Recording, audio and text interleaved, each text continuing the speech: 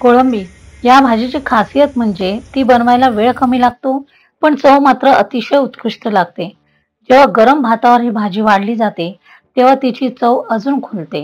ही भाजी अनेक प्रकारांनी बनवली जाते. अशा या भाजीची रेसिपी आज मी तुम्हाला दाखवणार आहे अगदी सोप्या पद्धतीत. इथे कोळंबी मसाला बनवायचा आहे, तर आपल्याला कोळंबी आणून व्यवस्थित साफ करून घ्यायची आहे.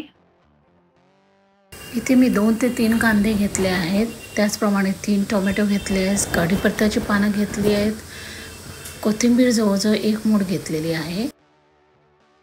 एका भांड्यामध्ये 4 ते 5 चमचे इथे तेल घालायचं आहे आणि जो कांदा कापलेला आहे तो घालून घ्यायचा आहे. त्याबरोबर कढीपत्ताही घालायचा आहे. यामध्ये 1 मूठ मी कोथिंबीर घातलेली आहे. कोथिंबीरने खूप चांगली चव येते. व्यवस्थित ढवळून घ्यायचं आपल्याला. मीठ घालायचं आहे. मीठ मी इथे चवीनुसार घातलेलं आहे. कांदा अगदी गुलाबी होईपर्यंत भाजून घ्यायचा आहे. कांदा कच्चा राहता कामा नये.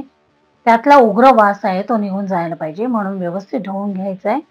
आता त्यामध्ये टोमॅटो घालायचा आहे. इथे मी पाव चमचा हळद घातलेली आहे.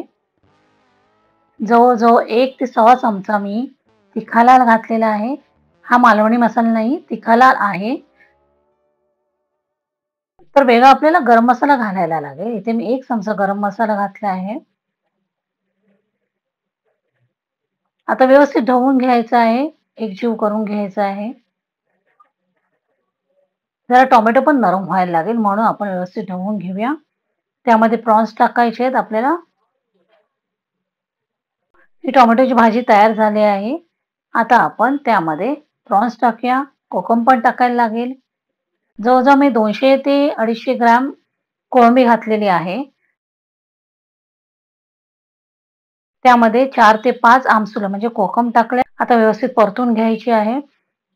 कोळंबी शिजायला काही जास्त वेळ लागत नाही. अगदी 5 ते 10 मिनिटांमध्ये कोळंबी शिजून जाते. फ्रेंड्स, आता तयार झालेली आहे आपली कोळंबीची भाजी. ही जर रेसिपी आवडली असेल तर रेसिपीला लाईक करा आणि चॅनलला नक्कीच सबस्क्राईब करा.